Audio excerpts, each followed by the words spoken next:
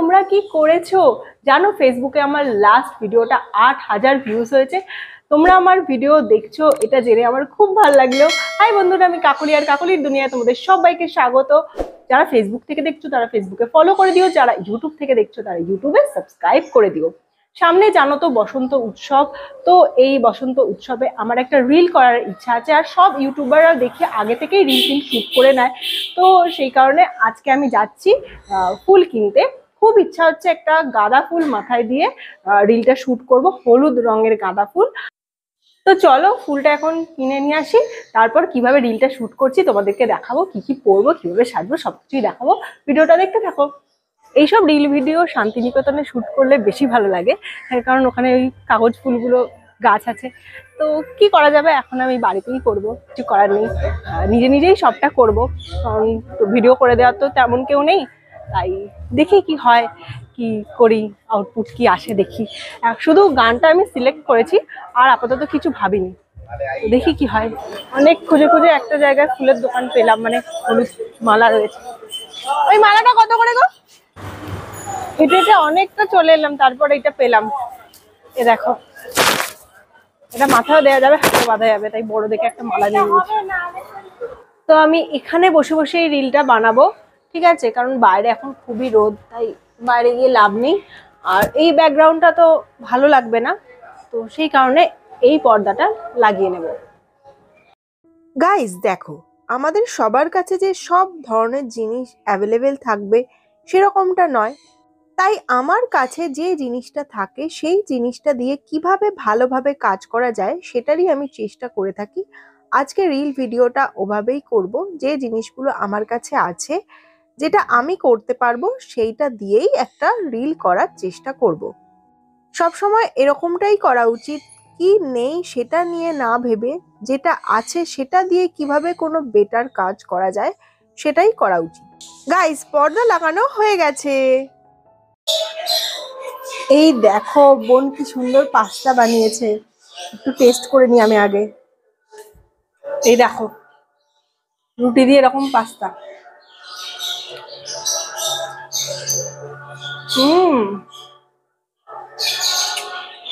অনেক মজা খেতে এটা।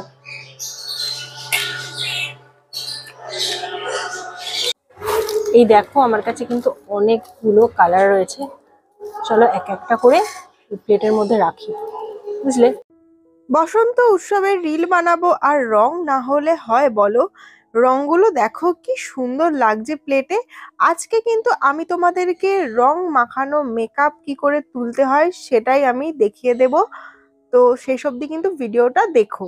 এই দেখো রংগুলো কি সুন্দর লাগছে একসাথে।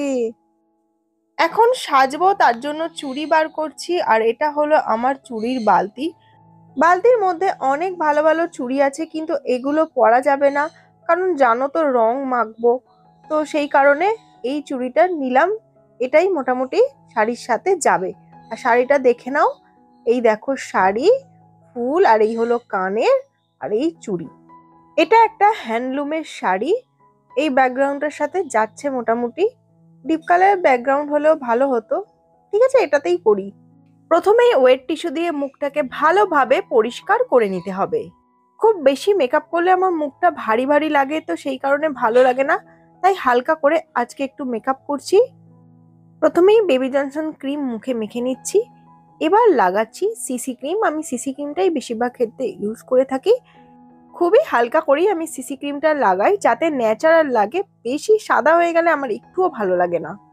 তোমরা অনেকেই এরকম লিপস্টিক দিয়ে আইশ্যাডো লাগাও আমি জানি, তো এইভাবে লিপস্টিক দিয়েই আইশ্যাডোটা করে নিচ্ছি আমি। প্রথমে একটা আঙুলে লিপস্টিক দিয়ে চোখে লাগিয়ে নেবে, তারপরে আরেকটা ফাঁকা আঙুল যেটাতে লিপস্টিক নেই ওটা দিয়ে স্মাচ করবে। চোখের কোণাতে তোমরা স্টিকার লাগিয়ে আইশ্যাডোটা লাগাতে পারো। লিপস্টিক জানোই তো ক্রিমি হয়, তাই চোখের ওপরে টিস্যু পেপারটা এরকম ভাবে চেপে ধরে থাকবে, না তো আইলাইনার পরলে আইলাইনারটা চোখের ওপরে লেগে যাবে।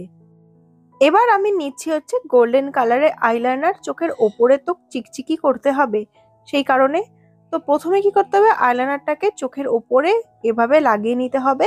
যেখানটা লিপস্টিক নেই সেখানটা আগে লাগাতে হবে, তারপর যেখানটায় লিপস্টিক দেওয়া আছে সেখানটায় লাগাতে হবে। এইভাবে জানোই তো আইশ্যাডোর দাম কতটা বেশি, তো সেই কারণে এইভাবে আইশ্যাডো পরলে কিন্তু কম খরচায় অনেক কালারের আইশ্যাডো পরতে পারবে। আমি 10 টাকার কাজল পেন্সিল দিয়েই ভুরুটা এঁকে নিই, কিন্তু এটা আমি চোখে লাগাই না। এই আইলাইনার পরতে গিয়ে আমার যা গন্ডগোল হয়, ভাবি সরু করে পরবো, খালি মোটা করে পরে ফেলি।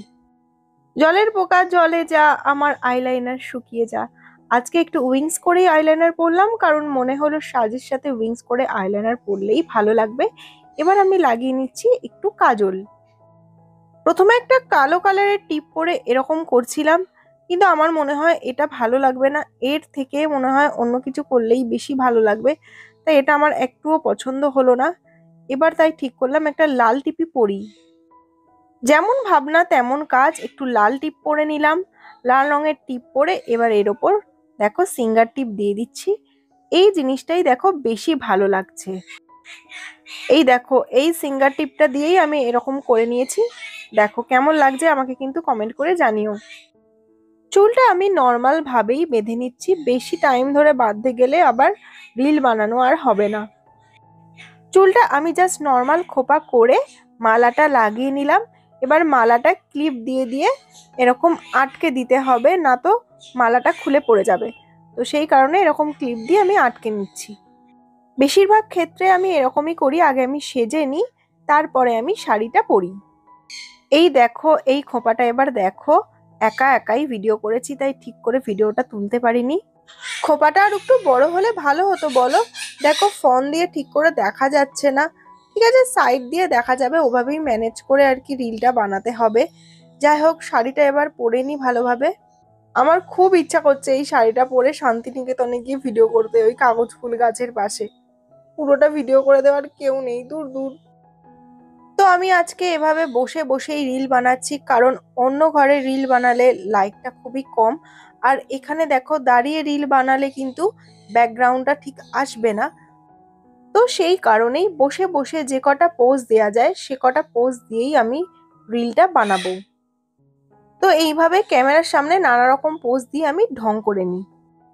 শুধু এইভাবে রিল বানাই এরকমটা নয়, আমি এইভাবে ফটো তুলে নিই, নিজে নিজেই ফটো তুলি। দেখো এরকম হাত দিয়ে দিই, তো আমার ক্যামেরায় সেন্সার আছে, তাহলে ফটোটা নিজে নিজেই উঠে যায়। তো এইভাবে আমি নিজের ফটো নিজেই তুলে নিই। এর মধ্যে কিছু ফটো ভালো হয়, কিছু ফটো খারাপ হয়, তার মধ্যে যেটা ভালো হয় সেটাই আমি আপলোড করি। আজকে কিন্তু রং মেখে আমি অনেকগুলোই ফটো তুলেছি, আর রং মাখা ফটোগুলো বেশ ভালোই এসেছে। রিল আমি আগেই আপলোড করেছি, তাই শর্টসে গিয়ে দেখে নিও, আর ফটোগুলো তোমরা এখন দেখো।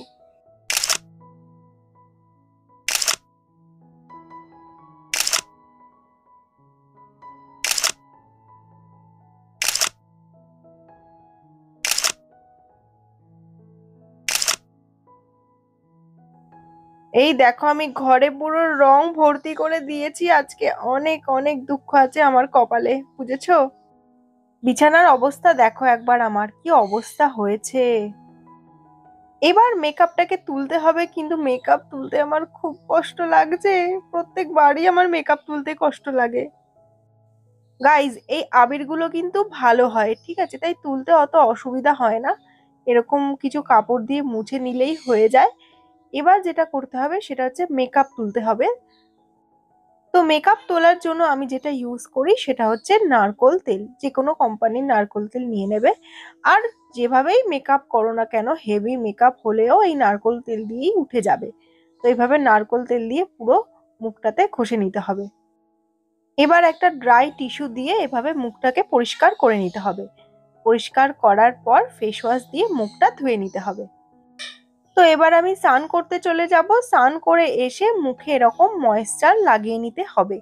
তোমরা যে কোনো ময়েশ্চারই লাগাতে পারো। আজকের ভিডিও তোমাদের কেমন লাগলো কমেন্ট করে জানিও। ব্লগ দেখার জন্য আমার চ্যানেলটা সাবস্ক্রাইব করো, আর যদি ফেসবুক থেকে দেখে থাকো তাহলে ফলো করে দিও। দেখা হবে আবার নেক্সট ভিডিওতে। টাটা।